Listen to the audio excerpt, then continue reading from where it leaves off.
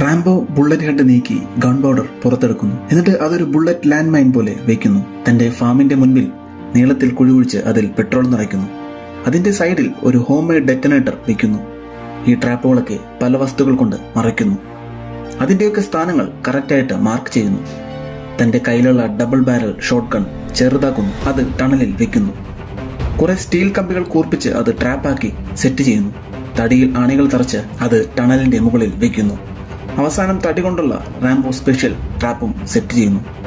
അതിനുശേഷം തന്റെ വെപ്പൺസ് ഒക്കെ കാലിബ്രേറ്റ് ചെയ്ത് പെർഫെക്റ്റ് ആക്കുന്നു. ആന്റി ടാങ്ക് ലാൻഡ് മൈൻ ടണലിൽ സെറ്റ് ചെയ്യുന്നു. പലതരം ഗണ്ണുകൾ ടണലിന്റെ പല ഭാഗങ്ങളിലായി വെക്കുന്നു.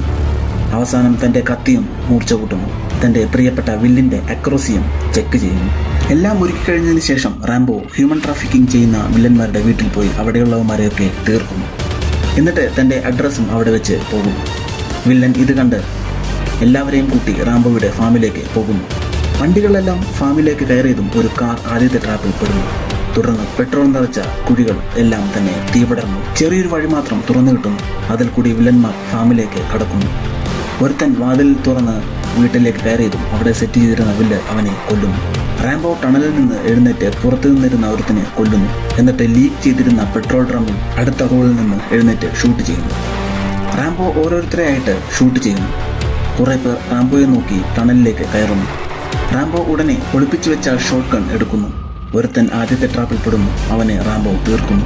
ഓരോ ട്രാപ്പിൽ പെടുന്നവന്മാരെയും റാംബോ ടണലിൽ ഉള്ള തന്റെ അറിവ് വെച്ച് കൊല്ലുന്നു. അവസാനം മെയിൻ വില്ലനുമായിട്ടുള്ള ഏറ്റുമുട്ടലിന് ബാക്കിയുള്ള ലാൻഡ് മൈൻ കൂടി റാംബോ പൊട്ടിക്കുന്നു.